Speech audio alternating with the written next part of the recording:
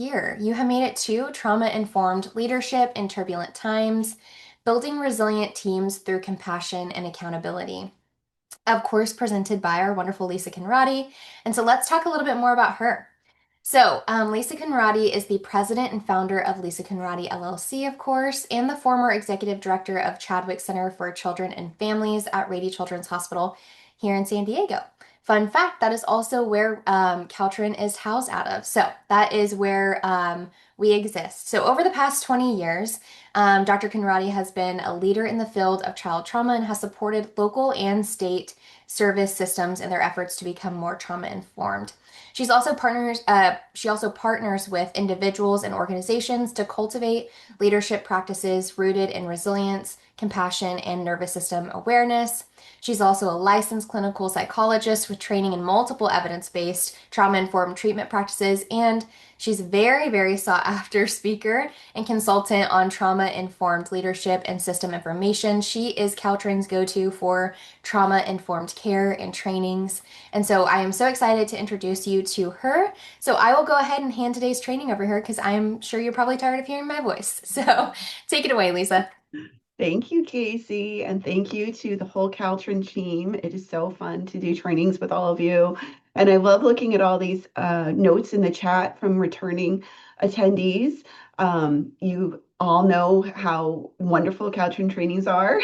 So I'm so glad that you've come back. And for the newbies, hopefully this will meet your expectations. Welcome to today's training. We're going to talk about some things that are very near and dear to my heart. This is actually a huge passion project for me. So just to give you a sense of what we're going to really be talking about, we're going to define trauma-informed leadership. We're going to talk about what it is and what it isn't. We're going to talk about more kind of components or these kind of core practices that I've identified that kind of work with trauma-informed leadership. Hopefully you'll be able to apply at least 3 practical strategies to balance being a compassionate leader, which is something I think many folks who work in human services kind of come to this work with compassion and maybe have a harder time with accountability. So we're going to talk about ways you can balance that compassionate leadership with accountability practices. And we're going to have time to build an action plan for integrating trauma-informed leadership principles into your daily practice. Now, I just wanted to set the stage a little bit about why I think this work matters. I've been training on trauma-informed leadership really since COVID-19. At the time, I was the executive director at the Chadwick Center, as Casey mentioned, and I just found that as leaders, we were in this time that was really unprecedented of how do we kind of navigate the stressors that are going on in the world, right? And try to navigate all the things that we were navigating during COVID-19. And we continue to be in, I think, a challenging socio-political climate. I've worked with a lot of nonprofits over the last year, seeing a lot of moral distress, some burnout, and kind of another layer of turnover in human services, kind of as we're trying to navigate this sense that what we're doing, I think, and I say we, as somebody who's been a leader for a long time, are so connected to and feel is so important to do the work, but there's all these external forces that are maybe making it more challenging for us to do that. So it's a hard time to be a leader, and I think that's why it's a critical time to think about leadership within this trauma-informed lens. And when I started doing this work, like I said, back in COVID-19, I remember thinking everything I was doing, I was told, like, take care of your staff in this way, meet the organizational requirements in this way. And I never felt like I felt alone. I felt like I don't know how to navigate this because I'm having all of my own responses to what's going on in the world. And being a leader can be really boring unless you have not boring. Boring's not right at all. Lonely. It can be very lonely unless you have a cohort of folks around you. And when you're going through this, if there aren't folks to kind of check in and see how you're doing, or you have an opportunity to check in with yourself, it can be incredibly stressful. And so I really see leaders as like nervous system regulators. And I know that when I was an anxious leader, when things were going on and I felt super stressed, I would just add to the stress in my environment. But when I would actually bring calm into the room, then stress and calm, then things would be more calm. So stress and calm are contagious. And as leaders, I think it's part of our job to really think about strategies to take care of ourselves so that we can then cultivate the kind of trauma-informed environment that we want to and that we've been hearing about and talking about. But I often felt like the leadership conversation was a missing piece. And so I'm really excited to be here today to talk with all of you about what trauma-informed leadership is. Now, first, I'm curious. I want to get a sense of who we have on the training today. So, Lana's going to launch a poll. How many staff do you supervise or roll up to you? So, if you're like a senior leader and you have several staff that roll up to you, or if you direct supervise, and if you're not a leader but you want to be, that's okay. We'll just get a sense of who's on the call. It's real fun to see. We have 110 people on today, which is super great. I love it. Okay. Let's see. We'll wait for a little bit more. Oh, Erica, 51. I hear you. I hear you. Okay. Let's see. Okay, we've got about 2/3 of you who've responded. And I think maybe some who haven't are like, maybe not right now, I don't supervise, but we have about 40% who have about 1 to 5 that report to them, 6 to 10 who have, 26% have 6 to 10 who report up to them, 16% have 11 to 20, and about 18% have more than 20. So I think that's super interesting. Um, okay, so now we'll go to the next slide. How long have you been a leader? And again, if you're not a leader right now, but you want to be, we have 0 to 2 years, 3 to 5 years, 6 to 10 years, or more than 10 years. So we're going to launch that poll now.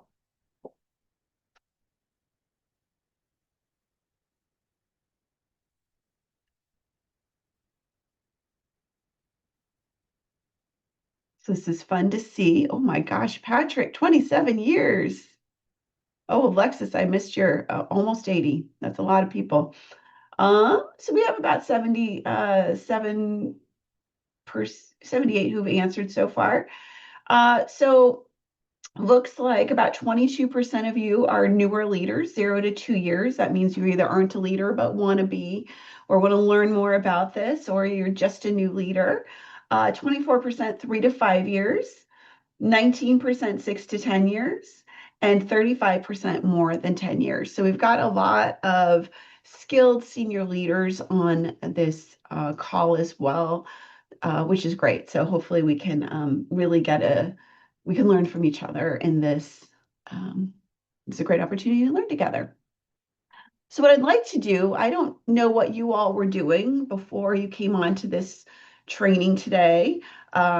If I channel what my days were like when I was an executive leader, I was going from meeting to meeting to meeting, and being able to carve out the time to participate in a training like this felt really special. So I want to make the most of it by us really arriving with a sense of calm and grounding. So what we're going to do first is we're going to practice something called PRN, Pause, Reset, Nourish.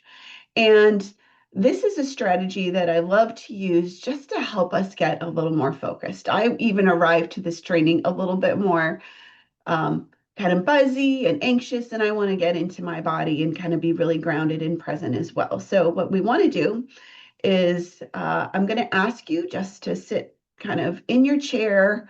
Nobody's on camera, so you can close your eyes. You can do whatever you want to do that feels comfortable for you.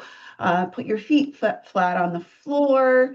If you have armrests, you can kind of put your hands on your armrests and just close your eyes for a second and feel what it's like to be grounded with your feet. Maybe your feet are kind of have roots Maybe your body has roots that kind of ground you into the earth. This visual of feeling deeply connected and just strengthened from the core. You remember that mountain on my first slide? I see really good leaders as these mountains of strength, right? So feeling really grounded and rooted, being here now. And then thinking, is there one word you want to carry into this activity today? You can write it in the participant guide. You can share it in the chat. Just one word to describe your intention and what you're hoping to carry. Ease. I love that, Lauren. That's great. Flow, Pamela. Grace, peace. Peace is my favorite word these days. Positivity, health. Oh, I love it. So many good words. Replenish, healing, energetic, patience, stress-free, calm, focus, compassion, calm. Calm is a big one. Free, openness, restored. Oh, that's good. Focus. Oh, so many good words. So as we'll keep seeing them come through the chat. What's fun about these words is when I see them, I automatically feel them, and maybe you feel the same way. And so I love seeing them come in the chat because I think it helps us all collectively get in this space where we can be present, we can get our executive functioning and our brain online so that we're right there, maybe not focused on what's going on after this or what might be happening outside the room now, but we're here in the present. So thank you. I like to set a couple of group agreements just so we all know we're in a safe space. This isn't, as we saw, this isn't like a place where you ask questions kind of verbally. You can ask them in the Q&A. You can also share responses to questions I ask in the chat. But no matter what it is shared by any participants here, what's shared here stays here. We also support your nervous system. It's okay to pause, to stretch, to step away. It's okay to respect your boundaries and share only what feels right. To honor diversity, no right way to feel or lead. We have a lot of varying experience, a lot of different individuals who bring great strengths to this. So we welcome all those perspectives. Step up, step back. So that kind of a balance between sharing and listening. And there's going to be multiple opportunities for quiet reflection and note taking. If there's anything else that maybe I didn't capture as a general agreement, feel free to type your ideas in the chat. Okay, go ahead and go on. So now we kind of dive into what I see as leadership as a ripple effect. And I already talked a little bit about this, but I remember when I became a leader, my thought, and this was years ago, I was one of those people that was a really hard worker who was committed to this work and jumped at every opportunity. So if there was an opportunity to step into a leadership role, I would do it. I didn't necessarily have a lot of leadership training, like many of us, especially in nonprofits. Just people who are excited and maybe good at their job tend to be the ones who are promoted. But I never thought about what it meant until later in my career, what it meant for me to be a leader and how I set the tone for my team. And I really see that leadership is this co-regulation. And I had that experience so strongly through COVID that when my anxiety was out of control, I noticed my team's anxiety was out of control, and then vice versa. So what we model multiplies outward. So stress and calm are both contagious. And a trauma-informed approach helps us understand ourselves and those around us to better co-regulate. So I've done a lot of trauma-informed care trainings. I've been in a lot of trauma-informed care trainings, and I love the concept, and and it's usually focused on what can we do to make sure that the clients we serve, we treat them in a trauma-informed way, which is critical. And then for our staff, how do we support them in a trauma-informed environment, which is of course important. But one of the things I realized is that if we aren't able to attend to our own nervous system, our own anxiety, our own needs, it can be really hard to then create the environments that support our staff and support the clients we serve in the ways that we really want them to. And so that for me is where this work has come from. So I want to start by taking a step back and talking about what trauma is. I'm sure many of you have been on many trauma trainings. This is not to assume that you don't know what trauma is, but I do like to level set that when I use the word, that I'm using it intentionally and I mean something very specific. When I started in this work back in 2004 at this point, trauma was not a word that was used very much. It was used in the context of kind of PTSD, combat veterans. At the time, just kind of the National Child Traumatic Stress Network had just been formed, which out of SAMHSA. So there was a lot of kind of new energy about the language of trauma. But people weren't really using it in this kind of common way. Uh, Fast forward to today, you can't go on TikTok without hearing about trauma and go on the news without hearing about trauma and all these kind of people kind of interpreting and understanding and this conflation of stress and ACEs and trauma all together. And so for me, it's really important that I set kind of this nice foundation of what I'm talking about based on literature for what trauma is. So, trauma is a harmful event or series of events where you have a lack of actual or perceived control in a harmful situation. There is a profound violation of trust and safety and a disruption in the social contract. So the way in which we've learned to be safe in the world is disrupted in a profound, long-lasting way. Trauma changes us to our core. It's different than stress, which we're going to talk about in a moment. It is something that um, affects us in ways how we see the world, how we connect with others, how our relationships, our ability to manage stress, all of these things are impacted by trauma. And trauma is profound and it is more widespread than I think we would know from all the studies that are done. So there's all these different studies about prevalence of sexual abuse and domestic violence and all of these things. And I would say most of us, if not all of us, have experienced some kind of trauma. Now, if you've read the work of Gabor Mate, and I don't think he coined this, but he certainly referenced this in his work, the idea that there's a couple different types of trauma.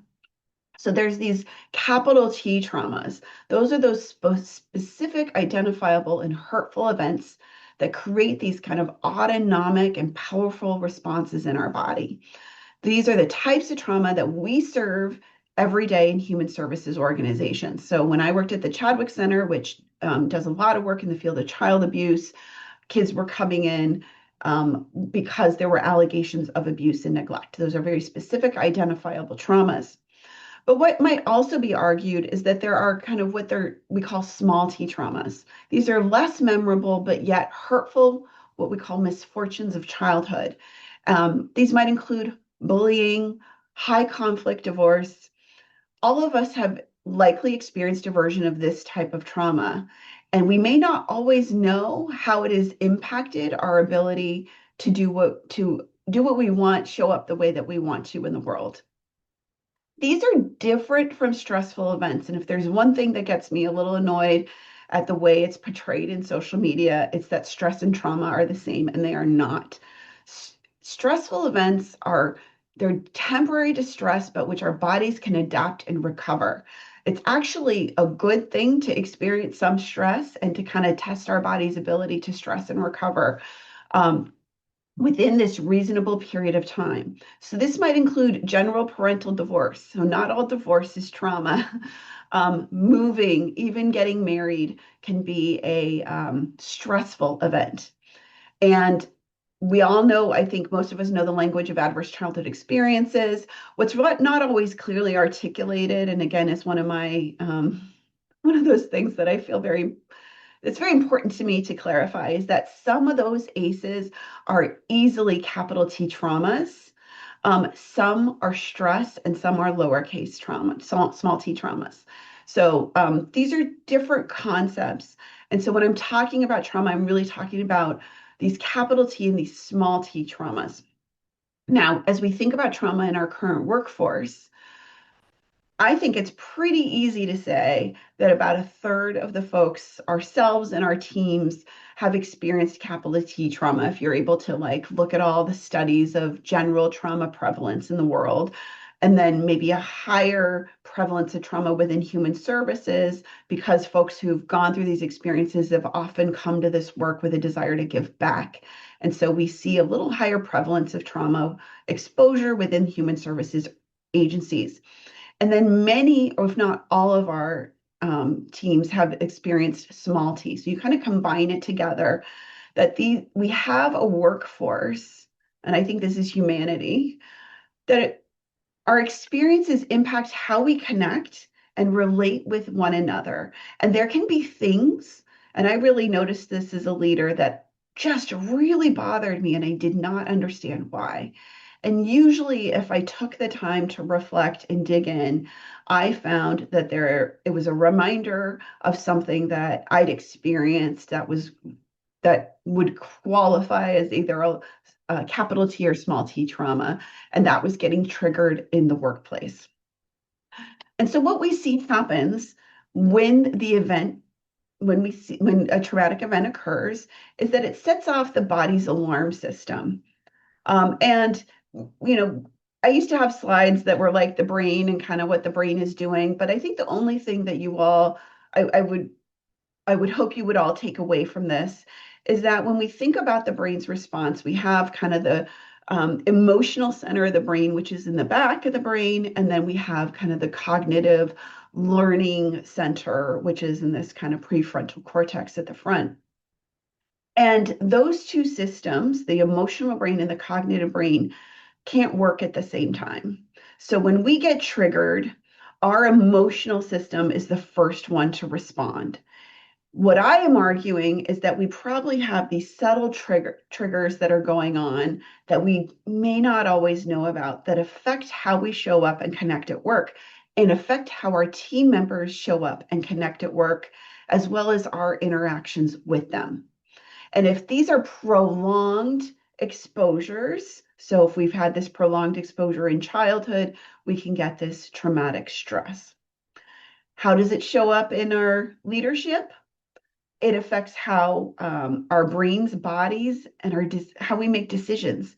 I realized that there's times there I was kind of tensed and stressed all day, but I didn't really know it. Um, and that fight, flight, freeze, and fawn, and I understand fawn is one of those words that is a little controversial in the literature, but I really like it when we think about organizations.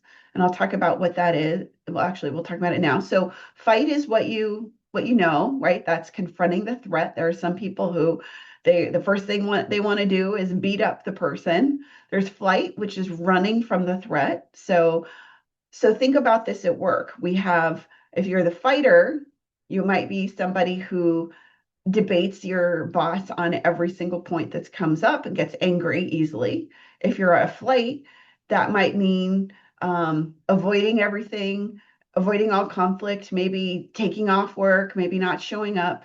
Freeze is stopping in response to the threat. So this kind of like, I don't know what to do. So my body is just gonna just stay here for a moment. And that's actually one of my responses, my default responses. And then fawn is pleasing to avoid the threat. So we have employees who work really hard because they want everything to be good and clean and nice and safe. And so they will do double the work. And as leaders, we're often grateful and happy that we have somebody who's stepped up so much. But what they're really trying to do is try to keep their environment safe. And often what happens is we have this over pleasing that can lead to exhaustion and overwhelm. I once had a team member who was one of the most competent, high, like she was just incredible. She was one of those folks. She was an employee of excellence at our organization. She was so good. And she would work probably 70, 80 hours a week, covering for everybody all of the time. And one day, it's like she was done. She'd had enough. She started getting irritable. She was exhausted. And I, as a leader, hadn't supported her sufficiently because I was so grateful somebody was going to do what needed to be done. And these are things that we learn as leaders. So we have these folks who will fawn that we often see at the workplace, and that will lead to burnout or emotional exhaustion. Or you as a leader might be somebody who is trying to please everybody, trying to make sure your teams are all everybody's happy, everything's okay, in order to avoid any threat. Now, what I want you to do is on page 4 of your workbook, you'll see this question to think of a time where your leadership helped your team navigate a challenge. Now, let's say you're not an official leader. I'd say if you're on this call, everybody's a leader in some capacity, whether it's official or non-official, even if you want to be a leader or used to be a leader, but you're not right now. What is a way in which you have helped your team navigate a challenge? So note that in your participant guide now. So just take a moment of that quiet reflection to think about how have choices you made creative, positive ripple moments for your team or your coworkers. Just reflect on that right now. And then if you like, you can feel free to drop it in the chat. But again, this could be very private. You don't need to. It's really if you want to.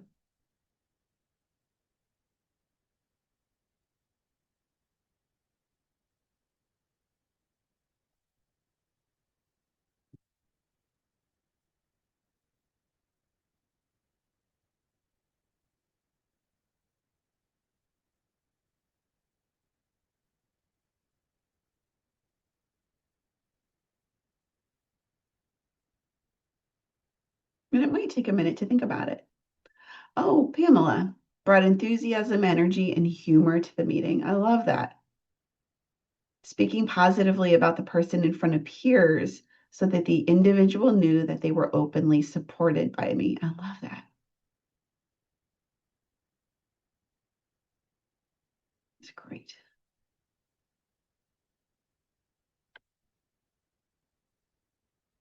So I think there's a lot of ways that we as leaders can create this ripple effect.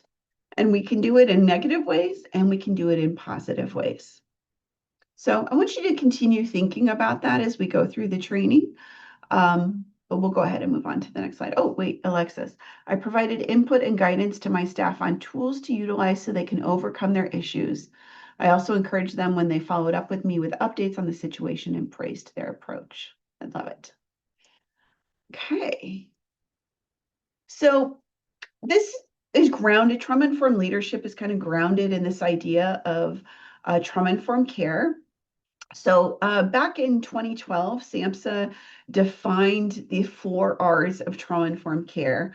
One is to realize the widespread impact of trauma and understand paths for recovery, recognizing the signs of trauma in patients and families and staff, integrating knowledge about trauma into policies, procedures, and practices, and actively avoiding re-traumatization. So this is a very big, broad way of understanding what trauma-informed care is and why it's important.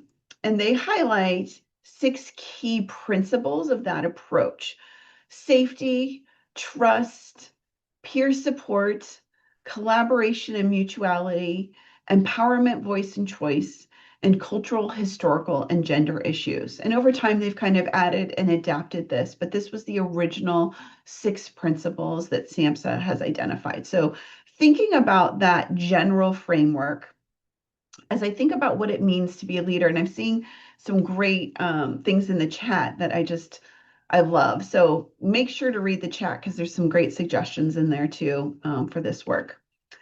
So as we think about it, what does it mean to be a trauma-informed leader? So I think it means that we integrate these key principles of trauma-informed care by balancing compassion and accountability. So what does that really mean? So often I see leaders who are heavy in one or the other. They're either highly accountable, so their strategy is to make sure that they're holding everybody accountable, and there really isn't a lot of kind of warmth and compassion with that. So if we have accountability without compassion, it erodes trust.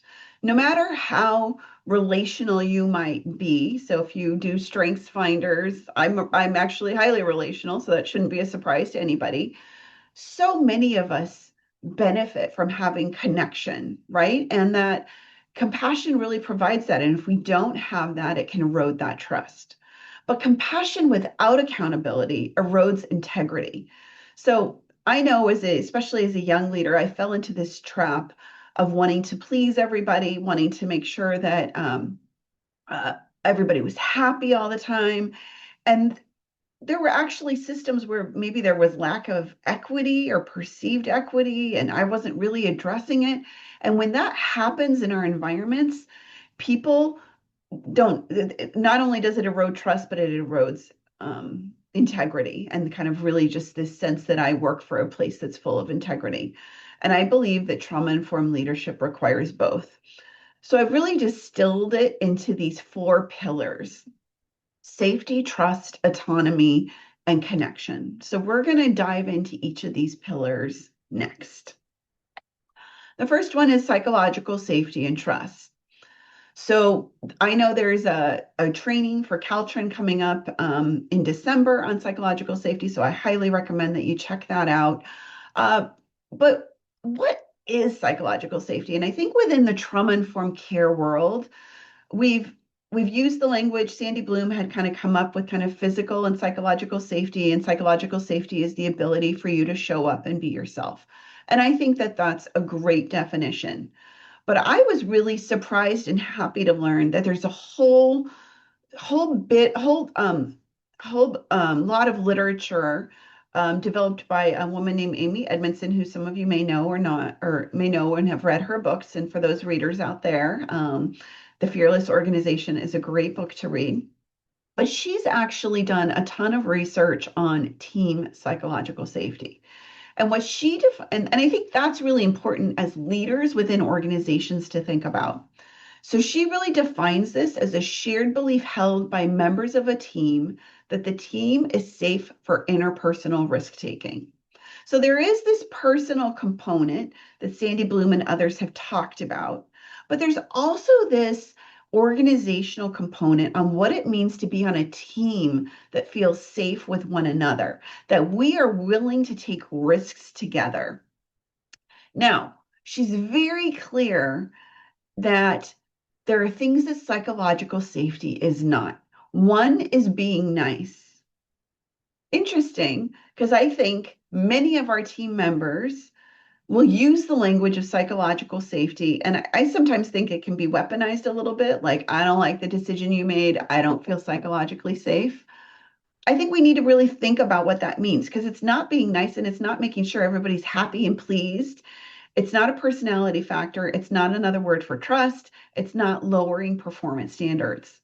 And if there's any, you have a copy of all these slides, but this is one I think everybody really should take in right now. When we apply psychological safety to team engagement, we see something really interesting. So what I want to do is start on this grid. I want to start with low psychological safety on the bottom row. So if you have low safety and low standards, people don't care, right? So we're not safe here, and there really aren't a lot of expectations on me. Why do I even bother? Now, If you have low safety and high standards, which is what I've seen in a lot of folks with this kind of higher accountability but low compassion leadership, there's an anxiety zone, right? These are folks, and I've seen leaders where all their team members are constantly anxious about what's the leader going to be like today? Am I going to get in trouble because I made this mistake? All these things that come up and they're high in anxiety. Now, remember when I talked about the brain, there's the emotional part of the brain and the thinking part of the brain. So when you're in anxiety, you are in the emotional part of the brain. Now, again, these two parts cannot work together at the same time.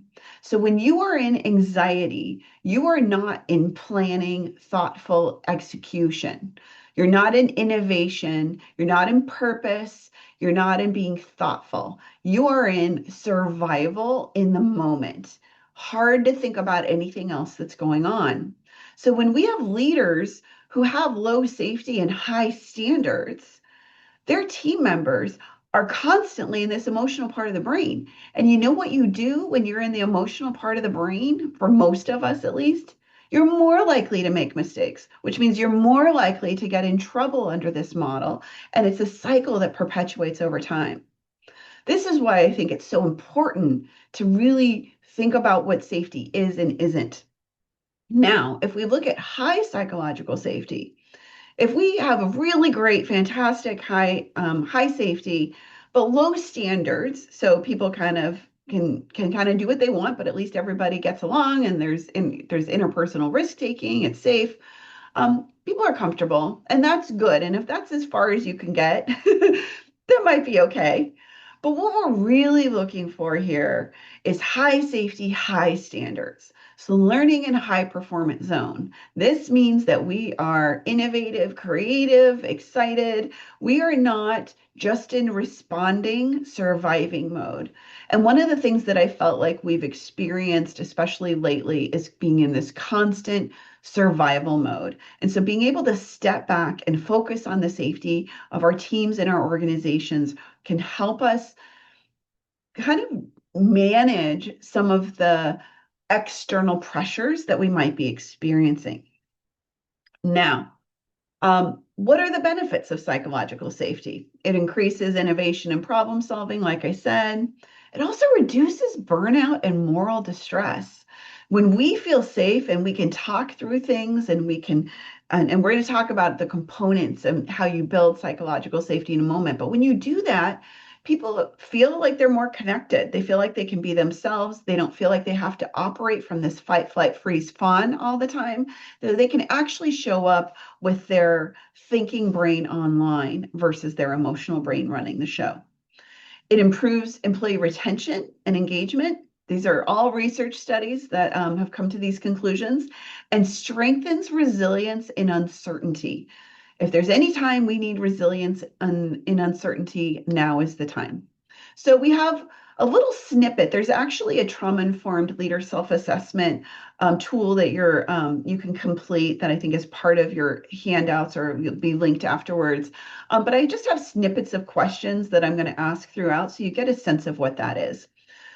So the first question that Lana's going to launch is I want you to think about your team, either those who roll up directly to you or your kind of larger organization, and answer this question. Team members feel comfortable communicating with each other and or their leader when concerns arise. I completely understand this is your perspective. We're not asking your team members this question. So this is really just based on your sense of the environment of which you work. So you can answer never, rarely, sometimes, often, always. Okay. So we're looking at the results coming in. We've got about 51% who've participated, so we'll wait for that to go up a little bit more. Hopefully we'll get to at least 75% so we can get a really good sense. Okay. Okay, it's a little bit more. Okay, so we're about to hit 73%. Great. Okay, so again, the question, this can be a little tricky. Team members feel comfortable communicating with each other and their leader when concerns arise. So only 1% said never, 5% said rarely. Um, 30, about a 30 you said sometimes, which means sometimes there aren't times where that's okay. 50% said often, and 11% said always. So these are generally pretty good responses, but there's also opportunities to move the needle a little bit. Okay, so see here. Now, what are some ways from Edmondson's research that we can actually cultivate psychological safety in our teams? One is being accessible and approachable. Now, we're going to talk about boundaries later in the webinar. This does not mean be accessible all the time, have poor boundaries, but it does mean that being connected and aware of what's going on in your team and being approachable and willing to engage in those conversations is important. Also, this is a big part. Leaders are fallible. We make mistakes. We don't know everything. I remember early on when I got one of my first leadership positions, I was talking with my boss at the time, and I had so much anxiety because I felt like I needed to know how to do every single job for the people who reported up to me. And she really kind of set me straight on that we hire experts to do what they do best, and that our job is to really steer the ship. And as leaders, it's really important to acknowledge our own limits of our current knowledge and be willing to display this fallibility, acknowledge your errors, inviting participation throughout processes. I know sometimes I can get in my head and kind of go down a road and not always invite folks to participate in what is going on. But really, this helps folks feel like they're a part of the process and they can trust where it's going. This is a big one. Highlight failures as learning opportunities. We all, and the word failure, this is from Amy Edmondson's language. I think it could be errors. I'm seeing, I think it's important to understand basic understanding of the roles. Absolutely. Yeah. What I was anxious about was I felt like I needed to know every single detail constantly. But I completely agree with you, Melissa, that you do have to have a general sense of the roles and what they're doing. Um, Now, we all make mistakes. Mistakes are a part of learning. Now, I think often there's this kind of line of when does a mistake become something that's kind of a performance issue? And this does not mean we're ruling out performance management when it's important. That's a part of the accountability, but it is creating a space where we know that mistakes are going to happen and how do we manage them? I'll tell you, I make mistakes as a leader all the time. Some are big mistakes where I have to really kind of let everybody know that I made this big mistake. And some are small mistakes. Some are things nobody's ever going to know about. But I learned a lot from my mistakes. And I think most of us do. And so, how do we use those as ways to really enhance the learning opportunities? And so if we create cultures where we go, okay, we assume mistakes are going to happen. And and I know it can feel like life or death in some of the work that we do. I totally understand that. But even surgeons make mistakes, things happen. So how do we manage it? Other strategies are using direct language. That creates a lot of safety. I tend to be a big sandwich person, and then people feel a little lost and like, what are you trying to say to me?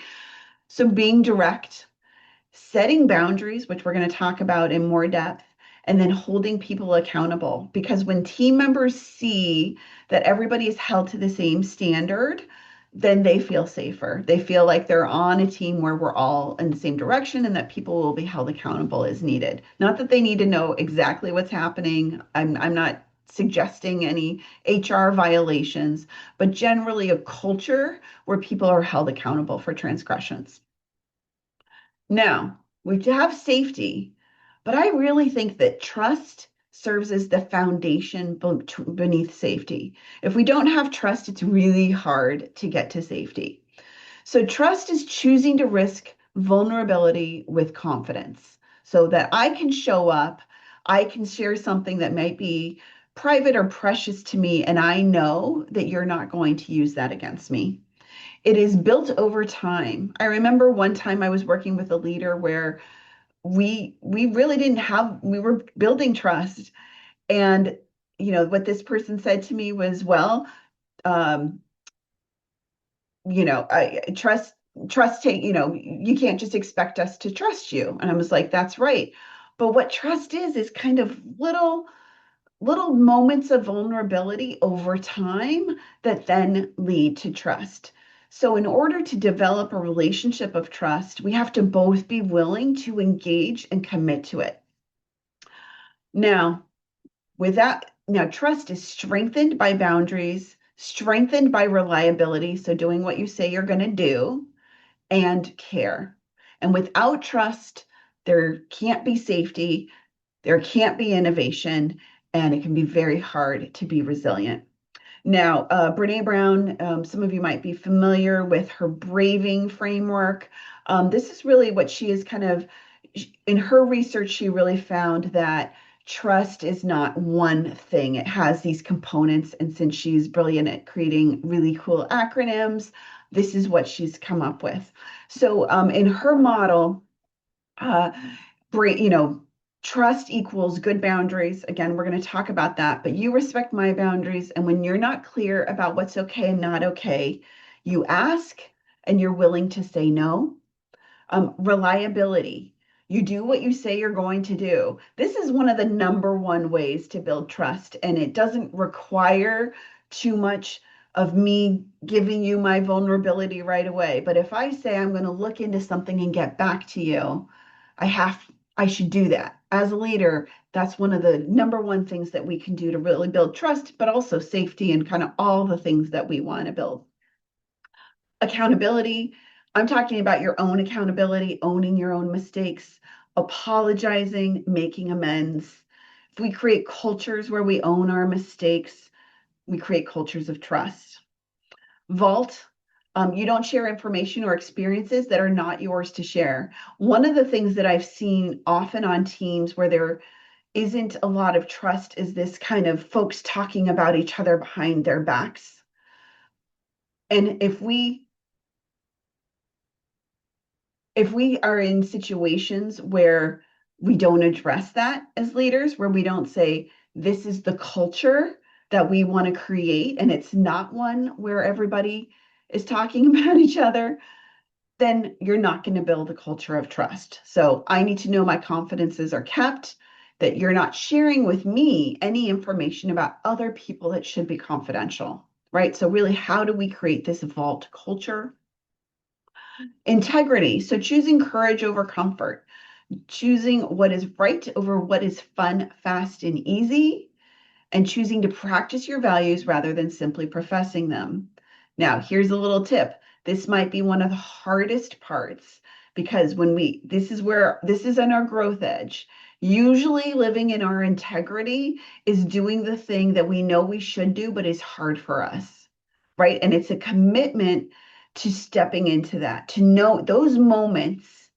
There's always moments. Do I need to have this hard conversation with this person? Do I need to make this financial decision? There's always these moments where we can make a choice. We make a choice that we are going to do it or that we're going to let it slide this time. And so integrity is making the choice to do it. Non-judgment. I can ask for what I need, and you can ask for what you need. And we can talk about how we feel without judgment. This can be really hard, especially since judgment is something that can kind of keep us safe and protected from our vulnerability. And so if we haven't done some of that work of recognizing what is our stuff that we're bringing in here, the second, here's a little tip. The second you have an immediate judgment, that's usually a sign that there's something in you that's getting triggered that you need to look at. I'm just throwing it out there. You do with that what you will, but I have found that to be the case for myself and for many of the folks that I've worked with, that these automatic judgments are triggering something a little deeper. And finally, generosity. So you extend the most generous interpretation possible to the intentions, words, and actions of others. So those of you who are leaders, or if you're thinking about you can maybe think about a coworker, think about somebody who is the one of the most challenging people that you've worked with. Could be one of your team members, could be a coworker. They're just challenging. There might be performance issues that they're just not getting right, whatever it is. Okay. Now, I want you to imagine for a moment that they are doing their very best. You can't say to me, oh, I know, Lisa, they're not. Mm-mm. Just imagine in that moment, they're in their own survival mode. Now, what I'm not suggesting is that you let it slide because we need to have empathy for them. But what I am suggesting is that usually when we imagine somebody's doing their best, we come to the conversation differently. So when I think about this, there's a team member who had so many performance issues, who was showing up late, who was had to have, I was working through all performance management with this person, and I was getting so frustrated because their performance was causing a lot of turmoil and tension on the teams. Now, I knew I had to have yet another conversation with this person, and I was really frustrated. But when I imagined that they were doing the very best that they could, instead of showing up in the conversation being like, well, I need you to do this, the expectation's this, you're not meeting the expectation in this way, right? Which is maybe how I might have approached it before. I was able to say, let's talk about what's happening here. I want us to work together to solve this, but I'm struggling. I need you to help me with this, right? It changed how we had the conversation, and it changed how that person experienced the conversation, because going on the defensive immediately, remember, they went into their emotional brain, so they couldn't actually thoughtfully engage in that conversation with me if I came at them attacking. But if I came at them with the issue in between us for us to work on it together, with clarity on the expectations and what will happen if things don't change. None of that changed. This person did end up being nudged out of the organization, but at least I knew that we showed up in the conversation with integrity and clarity, and they knew what was expected of them. So I want you to take a moment to reflect. This is not something you need to put in the chat unless you want to, but it's really on page 8. Reflect, which of these do you need to strengthen with your team, right? So this is actually some of your homework, but you might already have an idea right now. So just think about that, and we're going to go on to the next slide. Now, benefits of cultivating trust and transparency. Okay, team members have clarity on what's expected of them. They understand why the organization has made certain decisions. One of the biggest things that happens is that team members get very frustrated because they don't know why this is happening, why we changed this policy, why we aren't standing up to this directive, right? They get frustrated. So if you're not transparent with them, they don't necessarily understand why we're making the choice that we are. And they're less likely to make unfavorable comparisons to others. So why did X get this, but I didn't? That's a big thing. And they know what their leader will do, that their leader will do what they say they're going to do. So these are the great benefits. Now, some pitfalls: avoiding issues, right? Breeds cynicism. Over accommodating. So that's the fawn kicking in. And coming in too harsh shuts down people, throws them into their emotional brain so they can't show up. So now we're going to do one more question on trust and transparency. So this is our next poll. Think again about your environment and your environmental culture that you work in. There's a culture of non-judgment and support. Never, rarely, sometimes, often, always. So Lana will be launching that poll.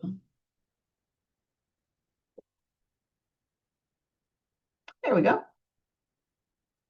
There is a culture of non-judgment and support.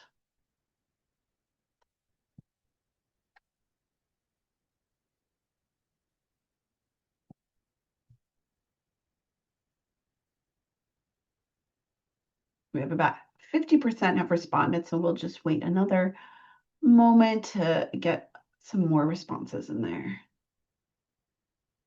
In the meantime, let's see, Shimon, having better communication on both sides always help. Empathy exercises, I love that. Okay, we have about 70% who've responded. So about 3%, so that's two folks had said that there's never a culture of non-judgment. 6% said rarely, 32% said sometimes, about 50% say often, and about 10% said always. So again, these are generally good responses, but there also are opportunities to move the needle a little bit regarding judgment, which is a part of that trust. Okay. Now, what are some ways to increase trust and transparency? Consistency. So that's the same as that reliability that we saw with safety. So you'll see there's some themes here. Checking in, following up. Have those hard conversations. I will tell you, I hate those hard conversations, especially it depends on who it's with. And if it's somebody where it's been really challenging to kind of build that trust over time, it is just one of the hardest things to do. But one of the things I learned is that when I don't have them, my internal dialogue will keep me up at night. I'll start assuming things. I won't assume the best about the person.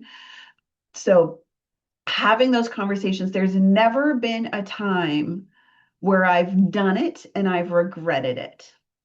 So remember that because that's you showing up in your integrity. But that is the thing when I do these trainings, people want more of is how to have those hard conversations.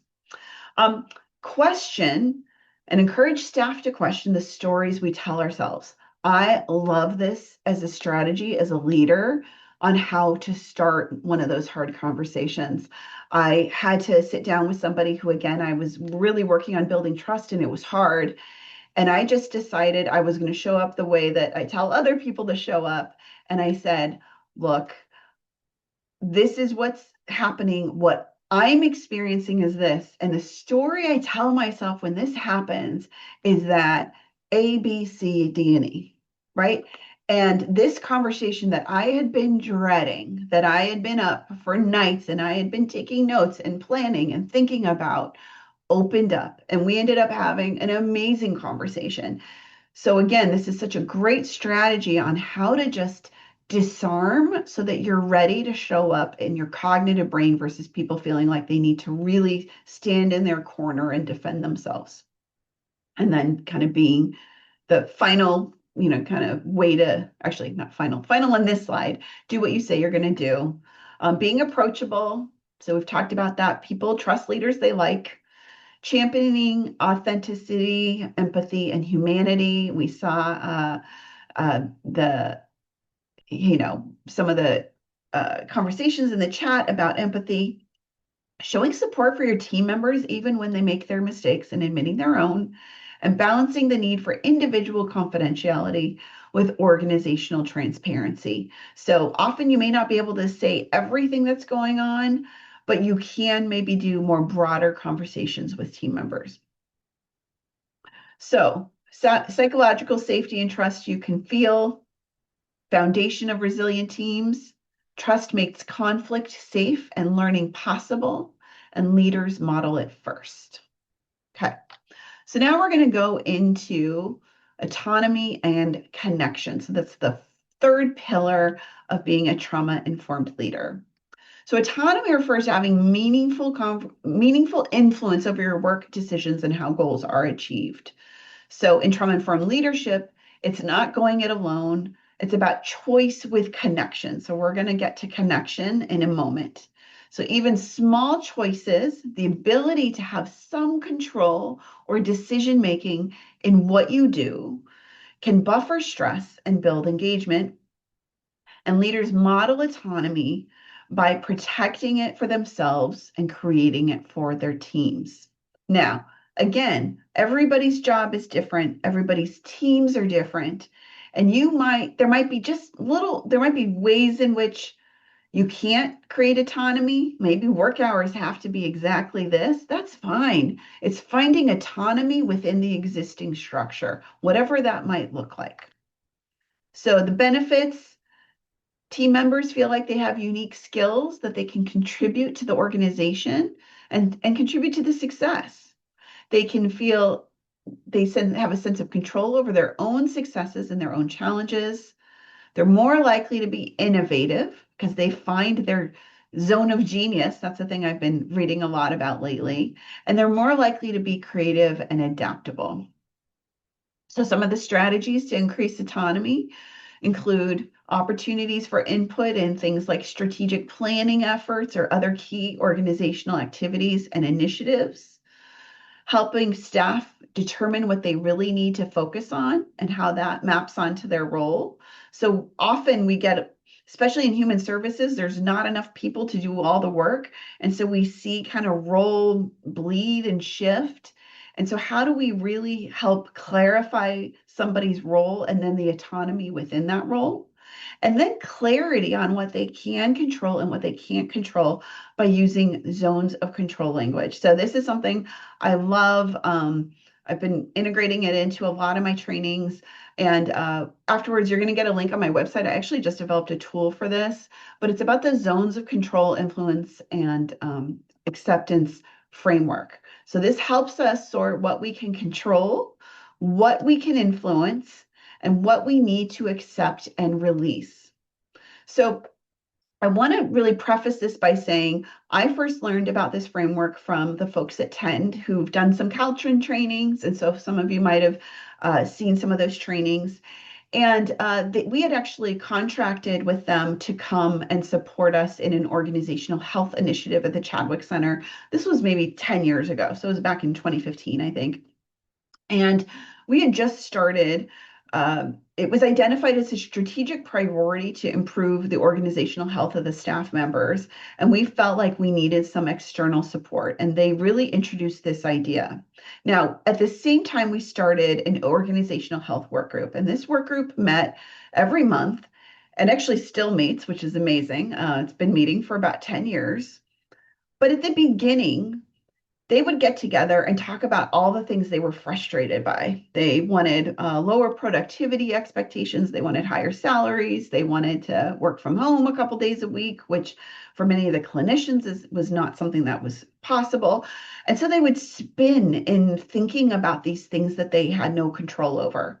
Now, we had tried to start an organizational health work group several times, and it would meet for a couple months and then it would fizzle out. And I think it was because every time they met, they would focus on things they had no control over. And then when we had Tend to come in and do this training and introduce this framework, it shifted the narrative so that we could focus more on what we can control. And I think that's why the work group still meets, because they are focusing on what they can do versus trying to fix all the things that they don't have control over.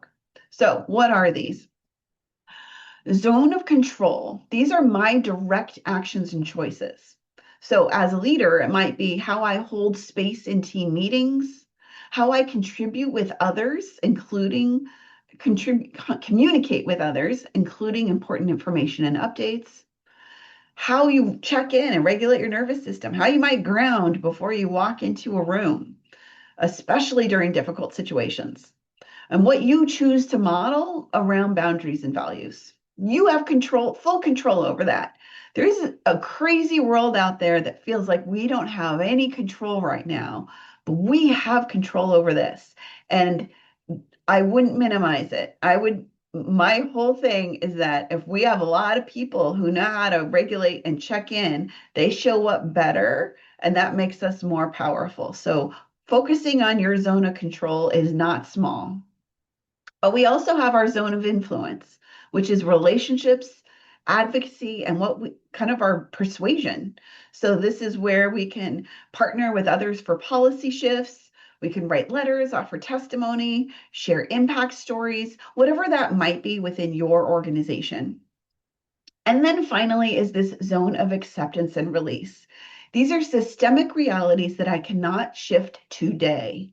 Doesn't mean that there won't be a time in the future, but it's what is happening right now. They might be laws we're required to follow, things tied to funding, institutional decisions that are far above your pay grade, or cultural changes or resistance you can't change overnight. Now, in the current socio-political climate, there are a lot of things that people are struggling with that fall into this zone of acceptance. And I am not suggesting in any way, shape, or form that acceptance means giving up. It means understanding where you are in this moment so that you can actually find your zone of purpose and contribution. So, what I and like I said, I have a resource that I developed that goes into more of that detail, and you're going to get kind of links to all of this at the end. So if you're interested in this idea of zone of control, which I think is really helpful, I highly recommend that you check that out. It's free. And but what I want you to do right now is I want you to take a moment to reflect on a real challenge within your role or organization. It might be salary limits, it might be contract terminations, it might be labor dynamics, it might be some sort of executive order that you're managing. Okay. I want you to reflect, and this is on page 11 of your participant guide, on what's in your control, what you can influence, and what you must accept and release for now. Okay. So journal this. You can share it in the chat. I also recognize that this can be very personal and confidential. So certainly no need to do that unless that's something that you want to share. I do find that when we share what's in our control, it can give others ideas of what they might have in their control that they didn't realize. So if you want to share something that was in maybe we'll focus it there, something within your zone of control in the chat, I certainly support that. But in the meantime, just journal this in your participant guide or on a notebook. What's in your control? What's in your influence? And what do you need to accept and release for now?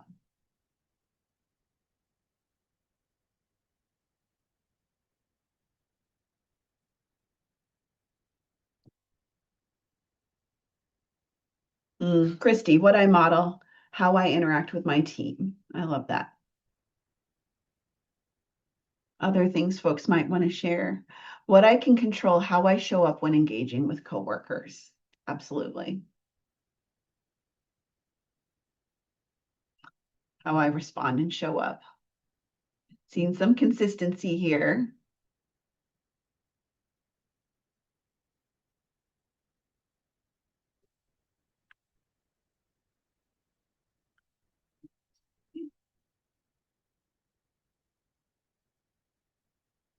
Keeping my word and acknowledging when I make a mistake, my attitude and how I respond to what is out of my control. I love that. Caring for myself, modeling for others, accountability. Oh, so many good ones. My actions, being available, approachable, and accessible, and showing up with each conversation with a positive attitude. Being accountable for what I do or influence, how I show up in the workplace and in the world. I love that. Being fully present. And I think in a world that feels out of control, it can be really nice to remember the things that we have in our control. So being present, caring for others. Okay. So now we're going to move on. Keep putting those in the chat, though. Keep checking them out. There's so many good ones. The fourth pillar is connection, belonging, and support. So this is really, no matter who you are, you want to be seen, supported, and valued as part of the team. It might be a high need, it might be a lower need, but it's such an inherent need of worth as we show up in the workplace. And connection is by far the strongest buffer against stress and burnout. Autonomy and connection work together to increase engagement and sense of belonging and purpose at work, right? So understanding what's in your zones and then how we can facilitate connection. And leaders model connection by prioritizing belonging and peer support. So some of the benefits that we see: team members feel like they are part of something bigger and are better aligned with the mission and vision of the organization. So when they're really like feel connected, it's interesting. I was at a training at Gallup in Nebraska actually recently. It's like one of the homes at Gallup, and they were talking about um, some Gallup does these engagement surveys. Some of your organizations might work with them for your annual engagement surveys. And they talk about the question of, I have a best friend at work, and how that is such a polarizing question. I'm sure some of you think that question is awful and it doesn't make sense. And I don't have friends isn't where at work. And then others think it's a great question and you know exactly what they're talking about. But what they have found, whether or not you like or dislike that question, is that they people who identify having somebody that they are excited to see show up is their buddy at work, they are more engaged, happier, and likely to stay longer and lower burnout. That's just it's just that question tells us so much. So this is why we're talking about connections and relationships.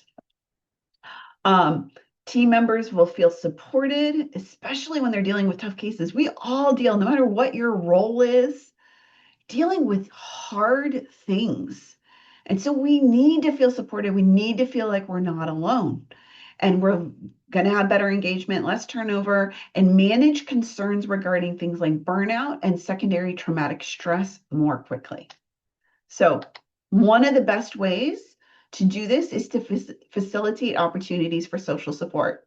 So, this is team members working together, especially during times of emotional turmoil. And it can look like being an ally to them when they need someone to help advocate for them or their ideas, reassuring their worth and value to the team, telling them how much you and the other team members appreciate them, and listening to their problems and offering guidance. Now, I have a video. If you've gone to a former trauma-informed leadership training, you've seen this video, but I love watching it over and over again. So this was actually through USA Today, and they have it's kids, and it's football or kind of soccer in England. So there's some accents, so it can be hard to understand, but I think you'll still get the gist. And this for me is just the pinnacle of social support. It's okay. Everyone's older than me. Everyone's You bigger than me. you don't have to tackle. Bob, listen to me. No, Bob, listen to me. Trust me. Look at me. Look at me, Bob. I'm the shortest kid here. Listen, it doesn't matter who you are. It doesn't matter if you're short, you're young. It doesn't matter if you're tall or hit. It doesn't matter if you're fat. It doesn't matter if you're tall. Bob, you are a brilliant rugby player. You understand that? You're insane. You're actually insane for your age. You're insane. Come on, give me a hug. Best teammate It's ever. all right? Best You're teammate. really good. Come on. Come on. So come on. No one. It doesn't matter if I'm- Tara says, I'm a native and I can translate. And I'm sorry, Tara, I said soccer instead of rugby. It was rugby, but I love that. And if we can just create cultures where we can support each other in that way, I think that's extraordinary. So hopefully that created a little bit of warm. I know I always feel a little warm in my heart when I see that. And so we can take that with us. So some other strategies to build connections and relationships. Cultivating meaningful meetings, not meetings just for the sake of meetings, not meetings to please one type of group or whatever, but really being thoughtful on how you cultivate your meetings and gatherings. There's a great book about this, The Art of Gathering by Priya Parker. If you haven't read it, I highly recommend it. She's somebody who organizes meetings for high level companies and really thinks about what is the intention, what are we trying to do, in just a really thoughtful way. I think so often, Felicia's reading it right now. I think we do meetings to meet our own needs, and we kind of go down one track. And really, it invites us to think about meetings in different ways. Also, having team members work together on projects, building inclusive cultures, identifying staff members. We did the languages of appreciation. Uh, you know, I love to give folks a shout out. Some people don't like that. It feels really uncomfortable for them. So having a sense of how people feel appreciated and valued, and that it's not all the same. Incorporating gratitude into the culture. Um, I think gratitude, especially in the month of November, as we come upon Thanksgiving coming up, we think a lot about gratitude. And I would just say, oh, it's Priya Parker for the book. Gratitude is really one of those things that doing it meaningfully, not just checking a box, but really thinking about what you're grateful for in kind of a heart way is really where the benefits of gratitude work comes in. And then being flexible when you can. So in practice, autonomy and connection together can be shared decision making, flexibility in how goals are met, encouraging voice and feedback, prioritizing peer-to-peer support, and celebrating progress together. Okay, so now this is one of my favorites. I could do a whole day. I also know there's been some CalTrin trainings on boundaries. I recommend that all leaders really think about what boundaries are, what they mean to your team, and how to incorporate them into your work. I came to this work, my leaders, as I was a developing leader, were very much folks who had a very strong work ethic and really poor boundaries. And I know for me, I learned that constant availability was the expectation of being a leader in an organization. And as I've developed over time and had my own experiences of burnout, I realized that that doesn't work for me and that I needed to develop my own boundaries. Otherwise, I was going to be exhausted all the time. And I think for many leaders, that is absolutely the case. So boundaries help protect your energy. They help you model resilience for your team. They help create space for autonomy and innovation. Now, there's a great book, Set Boundaries, Find Peace by Nedra Glover Tawwab. And she defines boundaries as expectations and needs that help you feel safe and comfortable in your relationships. So when you feel exhausted, when you feel that people keep sucking you dry, that's a sign that there are some boundaries that need to be put in place. So without boundaries, we often experience, like I said, that emotional exhaustion, resentment, feeling used up by the end of the day, having a hard time saying no, even when we know we don't have the capacity for something, and it disconnects us from our purpose and values. But when we have good boundaries, we get greater clarity about what is ours to carry, increased connection. So this idea of space versus spaciousness. So the idea, what I want to clarify here is that I've seen folks implement boundaries in these kind of really rigid ways that block them from the rest of their team or the work. So yeah, Melissa, I feel like boundaries has become mainstream and misused, and we need a new word. I agree with you. If you have any ideas, but I think one of the ways it's misused is it's kind of seen as setting this like block around you, that you have a wall that nobody can penetrate. And what I would argue is that good boundaries actually create space for us to be better connected. That's the intention behind them. So what I mean by that is we'll imagine a really kind of easy example. If I have you could call me anytime, day or night, and I'm going to work until 10 p.m. every night. That's what I do. I don't have any boundaries about my work.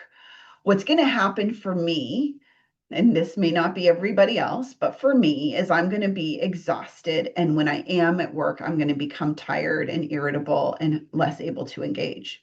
But if I'm able to say within the space of my work and the expectations, the real expectations, not what I'm thinking they might be, that I can log off at 6 o'clock and log back in at 9 o'clock the next day or whatever, I know I have that time for myself so that I can show up and have connection when I'm available, right? So boundaries should help facilitate connection, not impede it. So we've all seen folks who have poor boundaries, and we've seen folks who have really rigid boundaries where they feel completely disconnected.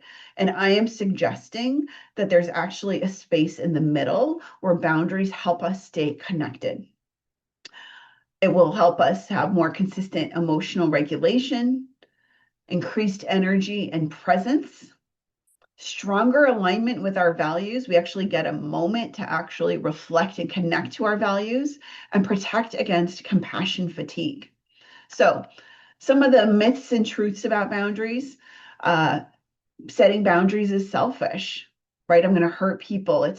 Oh, I can't do that. Boundaries honor both your needs and others' needs by creating clear expectations and healthier relationships. What's interesting to me is many of the leaders that I grew up with who had horrible boundaries, what happened was I felt like I needed to be as available as they were in order to be a part of the team. And I realized over time that not wasn't necessarily true. And even when they said, "Oh, you don't need to do it," I still felt like I had to because that's what they were doing. So I think as leaders, just really being thoughtful, even those emails that say my work hours may not be your work hours, can still create this sense that there might be some expectation.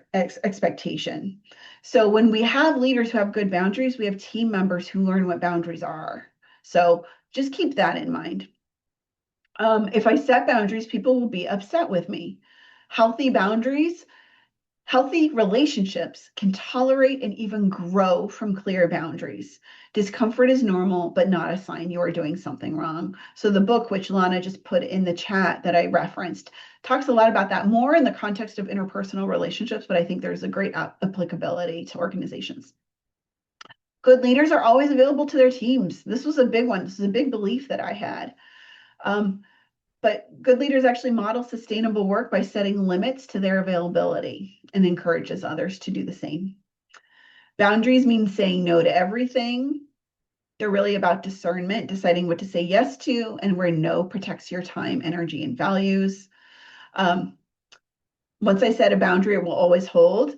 The funny thing is, I think setting the boundary is hard. Keeping the boundary can be harder. I've always thought, like, once I set the boundary, I don't need to worry about it. But often people who cross boundaries, they still test those boundaries. So what happens if that boundary is violated is important too. So when you're having conversations about boundaries, you really need to have a conversation about what will happen if those boundaries are violated and how will we reinforce them.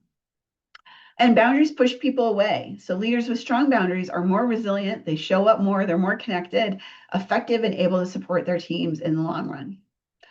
Okay, so what I want you to do, I love Erica. I love this. It's so difficult to explain boundaries to non-mental health disciplines, doctors and nurses. Working in a hospital for a long time, I absolutely understand where you're coming from there. So I want you to take a moment in the participant guide, page 15, is just journal silently for yourself. Is there a place that you're overextending? This is not for the chat. We're not gonna have you share it. I think this is a thing just for you. This is not something to put out there and tell other people right now. Where might I soften or strengthen a boundary? So just take a moment to do that self-reflection. Again, that's on page 15 of your participant guide.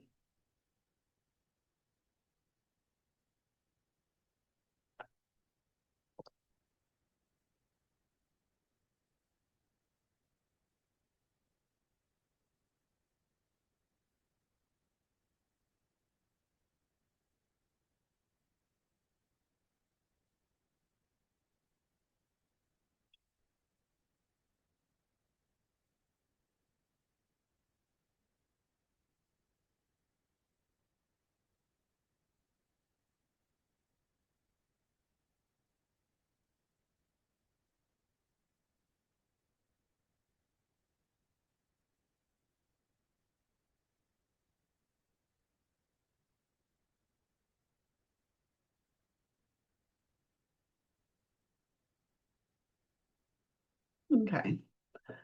So you might still be working, but again, you have your participant guide. I encourage you to take some time to reflect on everything we're talking about because it's a lot of information and to maybe think more about this.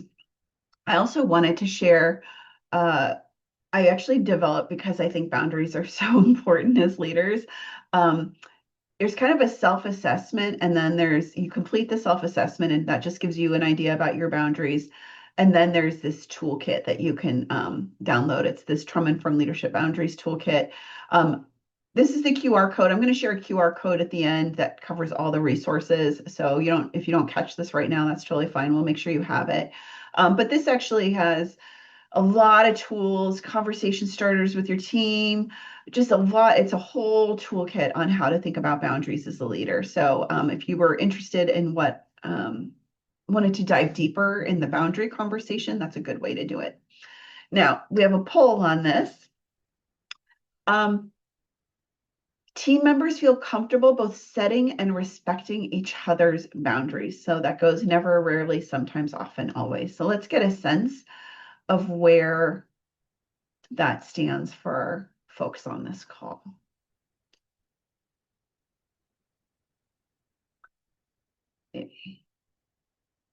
Team members feel comfortable both setting and respecting each other's boundaries.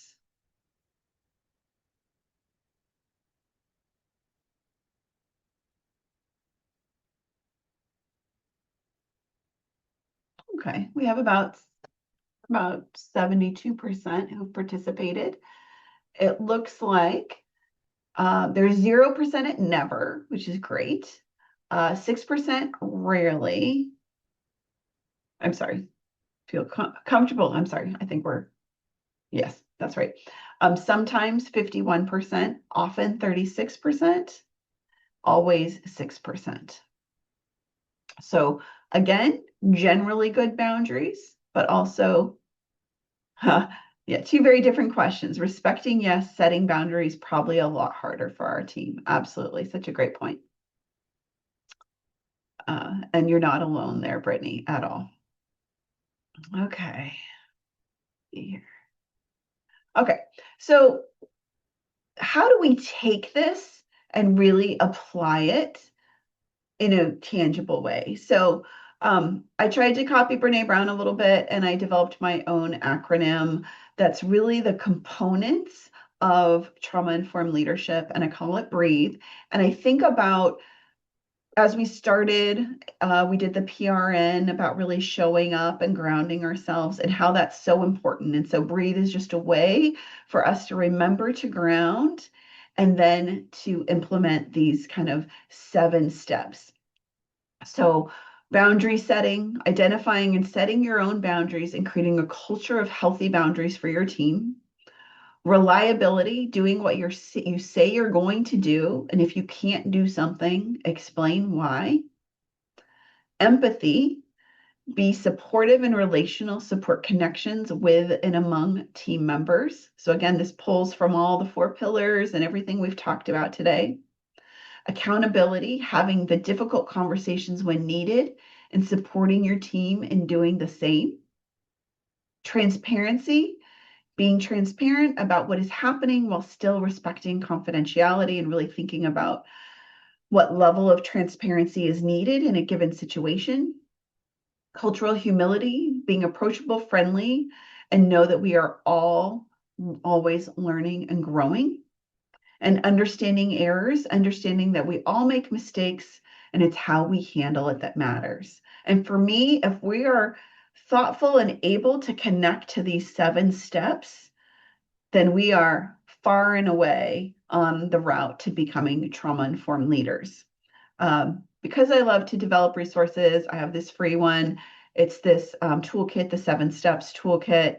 Again, there's a QR code, but I'll also share a QR code that links to all the resources. It's totally free. You can just download it on becoming a trauma-informed leader. And it walks through each one of those steps in more detail.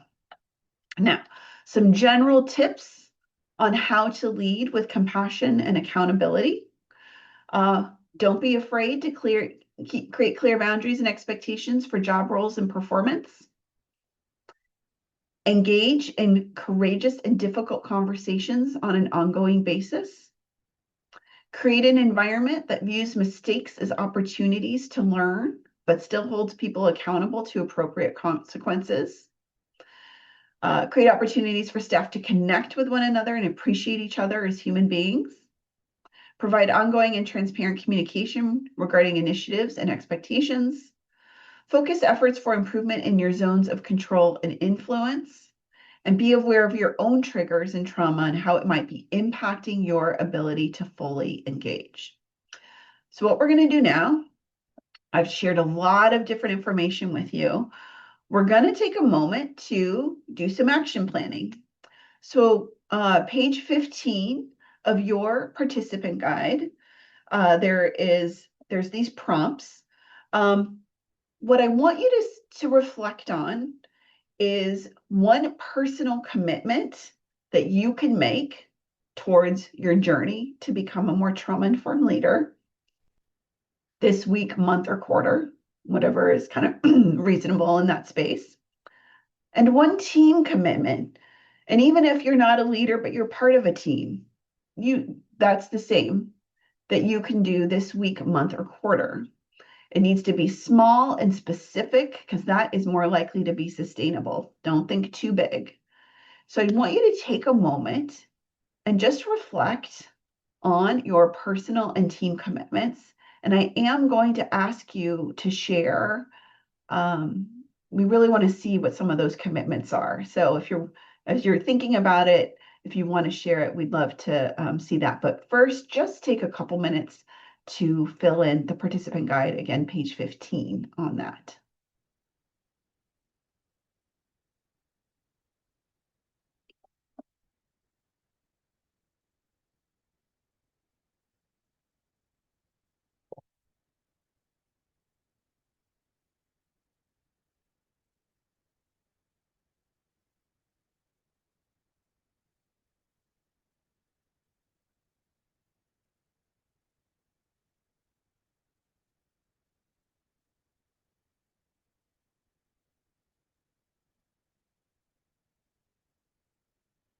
Laura, overextending, trying to address overarching and out of my scope issues within the organization. Right. Oh, Lauren, you are not alone on this one. Strengthen the boundary with self and field-based work, keeping attitude of ease when traveling for work needs. I love that. So I think there's so much we want to accomplish, and we come to this work with these kind of big, lofty ideas. And I think big changes come from small adjustments personally. That's been my experience. So others, personal, model calm, don't get so stressed or preoccupied with all the things. Almost everything can be figured out. And Amy, I love that. And I bet so many other people resonate with that. And using things to help you create calm and asking yourself why you're overstressed in that moment. What is that coming up for you? And I think anybody else who has that, I would ask you that same question. So just thinking about that. I absolutely think we're in this life to learn more about ourselves and to really kind of see what we can bring and what our purpose is. And we're more likely to get there if we can check in. I know I spent a long time not checking in on that. Let's see, Karina, trying to be more stern with the families I work with and motivate them more to be more independent. Martin, develop boundaries in cases of being overstretched. Melissa, lessen my overthinking and over planning. Those are great. Felicia, take time to reflect on how I showed up in situations and how I could have done it better, so I improve for the next time I am in a difficult situation with my team. I do think that's so important, and I don't think you need to obsess over it, but I think asking those questions, what was going on for me? What would I have liked to have done differently? I think would be so important. Not overbooking my personal time. Oh, Susan, that's a great one. Pamela, practice mindfulness honor the science as a group. We can co-regulate because we really do regulate together. Hallie, setting boundaries. Anna, I will try to be patient when dealing with challenging attitudes. And asking yourself, what is about this person's attitude that's activating you in that moment? Felicia, yes, not obsessed, just reflect. Absolutely. I know I can obsess. So I'm the one who been up all night. What did I do? What could I have done differently? What did I miss? Right. So really stepping into that. Listen to understand versus respond.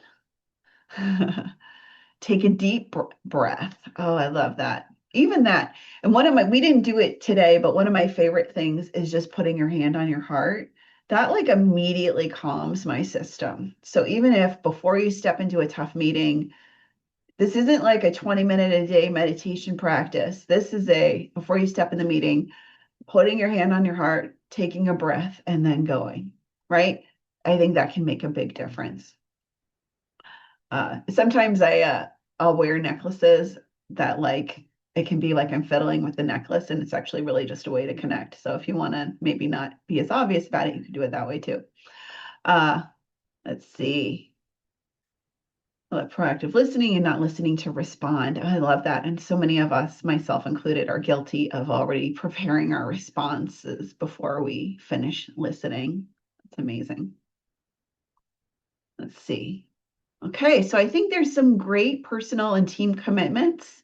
Maybe you got some ideas, and maybe you want to continue to reflect on it. There's a lot of information, there's a lot of opportunities, and I would suggest taking some quiet time to reflect over time and identify some more things that you might want to work on, but don't overwhelm yourself. Things that feel good, that make you feel spacious.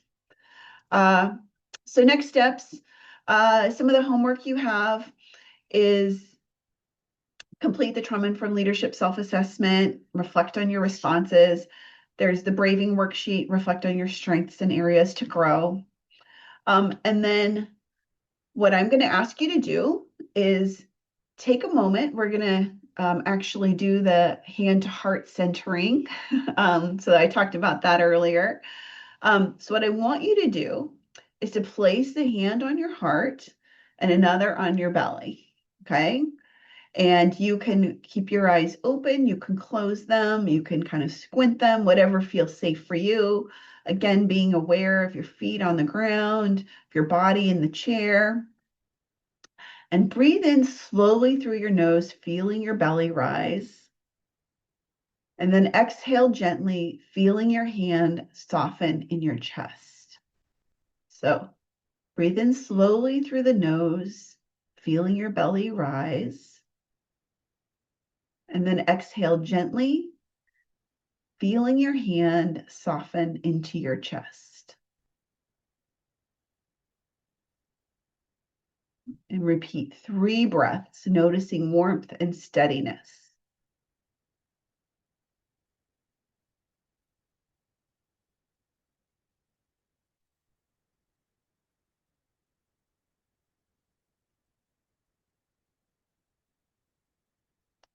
And as you're doing this, I want you to let one word rise up to name what you're leaving with today.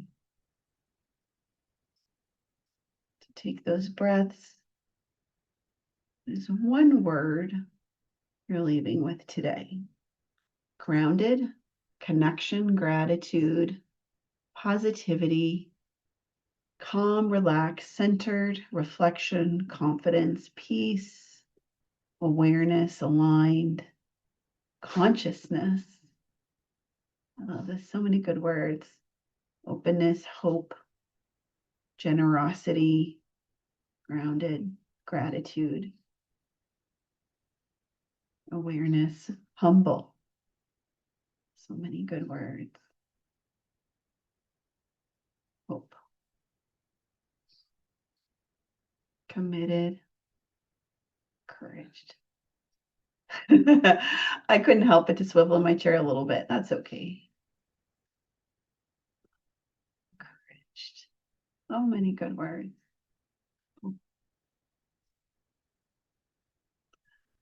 That's lovely. So a lot of you asked about resources. I'm an avid reader, like many folks on this. So this is a QR code that points to the resource page on my website. It includes all the resources that I've developed. So the zones of control, the breathe, the boundaries. There's some other things I'm working on. I have a blog that I put out every week. So there's kind of links to all of that. And also, I just wanted this QR code goes to my link tree, which actually goes to lots of different things. So I have some coaching that I'm doing, and I'm actually in the process of developing an online training on trauma-informed leadership. So if you want to get on early access, updates, possible founders rate, you'll want to join that wait list. But everything is at this QR code. So if you missed the last one, but you also have them in your participant guide. And this slide looks a little different on the participant or in the slide deck, but it's the same QR code. And it'll get you to everything that I'm putting out there right now. So looks like we have about 10 minutes, which for me is perfect because we have some time for questions if we have those, and then wrap up, and then hopefully some transition because we also know it's just about lunchtime here on the West Coast. So we want folks to have some of that transition time. So that's important to me too. So I will pass it to Casey. Do we have any questions? So it doesn't look like we have any questions in the Q&A pod. You gave them all the information. So we still have obviously several minutes left together. We can go ahead and possibly release you a little early, but just to hang on about 5 or 6 more minutes and let everybody put in their questions if you think of anything. I will go ahead and do our little closeout. So you have been here with us today. I just wanted to thank you all for participating and answering the poll questions and giving back in the chat as well. And so that really makes discussion so much better while we're here in this virtual space. And then I wanted to give a huge thank you, of course, to Lisa for being here and partnering again with CalTrin and just giving her wonderful insight.